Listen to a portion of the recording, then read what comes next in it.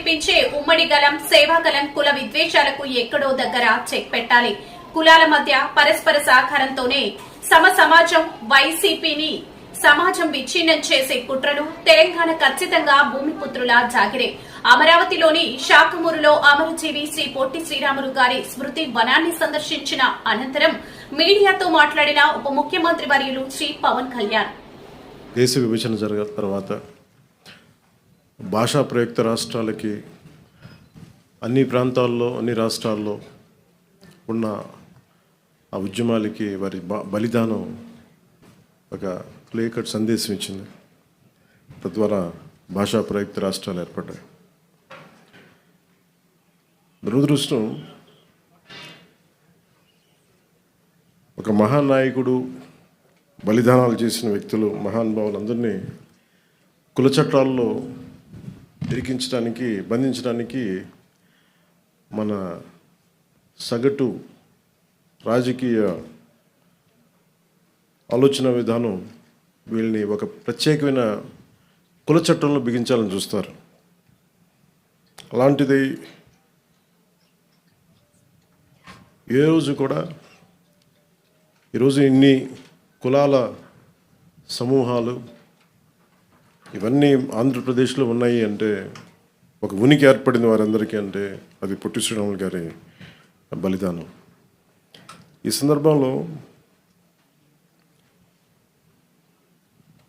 ఎప్పటి నుంచో మనకి ఈ కులాల కొట్లాటలనే దేశం అంతా, ప్రత్యేకించి దక్షిణ భారతం, అటు ఆంధ్రప్రదేశ్లో మరి ప్రత్యేకించి తెలంగాణలో ఇంకా తెలంగాణ నినాదం ఉంది, తెలంగాణ ఉనికి ఉంది, తెలంగాణ భావోద్వేగం ఉంది. ఆంధ్రప్రదేశ్కి మంచో చెడో కానీ ఆంధ్ర అనే ఉనికి అయితే లేదు. ఆంధ్రప్రదేశ్కి ఉనికి ఇచ్చిన మహానుభావుడిని ఒక కులాన్ని కట్టేశాం. అది ఇంకా బాధేస్తూ ఉంటుంది. అలాగే కాస్ట్ బేస్డ్ మూమెంట్స్ వచ్చినాయి, సోషల్ మూమెంట్స్ వచ్చినాయి.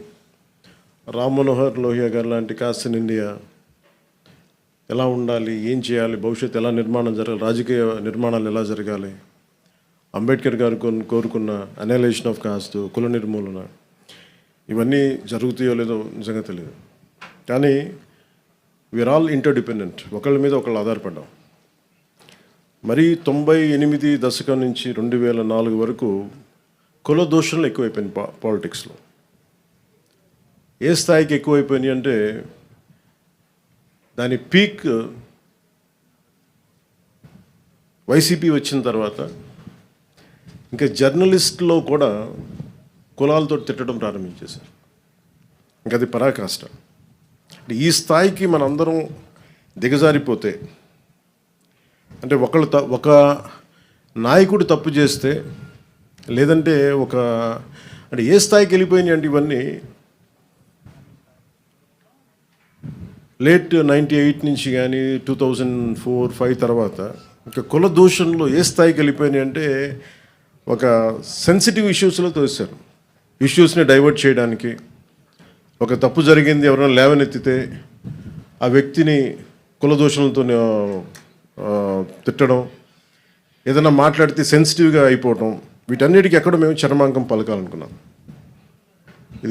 ఇది జనసేన మూల సిద్ధాంతంలో ఒకటి కులాల ఐక్యత.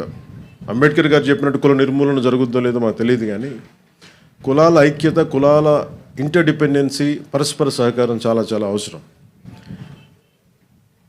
ఇదే ఈ ఒరవడి కనుక కొనసాగితే అడ్మినిస్ట్రేషన్ కూడా చాలా కష్టం అయిపోతుంది.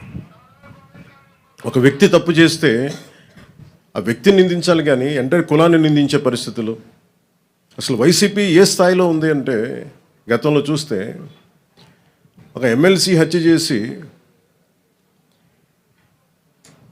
ఒక దళిత కులానికి చెందిన యువకుడిని హత్య చేస్తే, అది ఏ గొడవలైనా ఎన్ని పక్కన పెడితే, శవాన్ని ట్యాక్సీలో పెట్టి ప్యాక్ చేస్తే వాళ్ళని వీళ్ళు వెనకేసుకొస్తారు.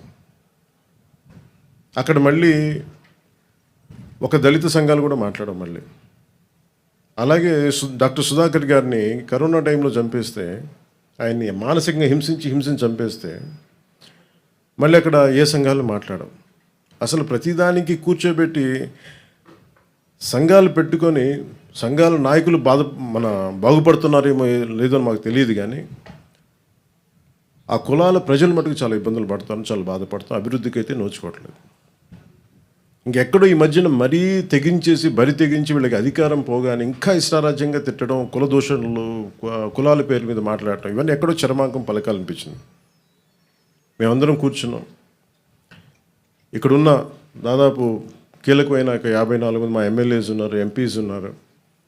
మేమందరం అన్ని విభిన్నమైన కులాల నుంచి, కానీ మేమందరం భారతదేశానికి, ఆంధ్ర రాష్ట్రానికి, తెలుగు జాతి ఉనికికి, భారతదేశ సమగ్రతకి మేమందరం ప్రతిబింబం.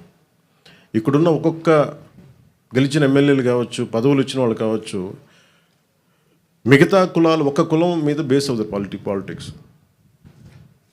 సౌత్లో మా వంశీకృష్ణ యాదవ్ గారు గెలిచిన, అది అన్ని కులాల సహకారం ఉంటే నేను ఎమ్మెల్యే అవుతారు. నాయకర్ గారు కావచ్చు, బోలిశెట్టి శ్రీను గారు కావచ్చు, ఇలా ప్రతి ఒక్కళ్ళు పేరు పేరున చెప్పుకోండి. దీనికి ఎక్కడో ఇంకా మేము ఈ ప్రత్యేకించి అధికారంలో లేని వాళ్ళు కావచ్చు, మిగతా అన్ని స్థాయిలో కావచ్చు, ఎక్కడో చోట దీనికి ఒక చర్మాంకం పలకాలి, కొత్త విధానం తీసుకురావాలి.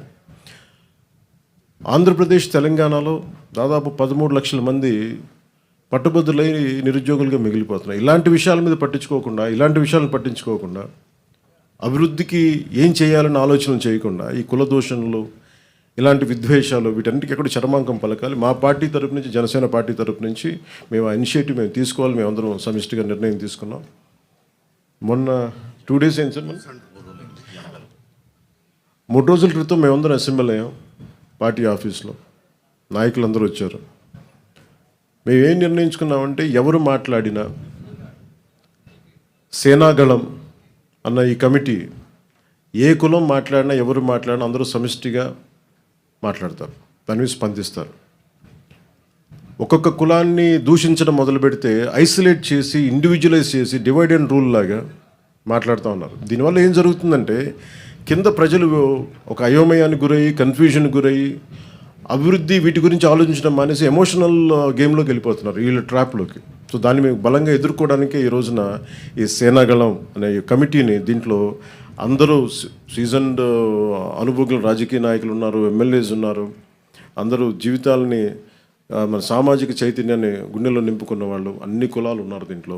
అందుకని మేము ఇంకా దీనికి చరమాంకం పలకాలి. దీనికి ఏ ఒక్క కులం మాట్లాడితే, ఒక కులం నాయకుడు మాట్లాడితే మళ్ళీ అదే మిగతా పార్టీ నుంచి అదే కులం నాయకుల చేత మాట్లాడిస్తారు.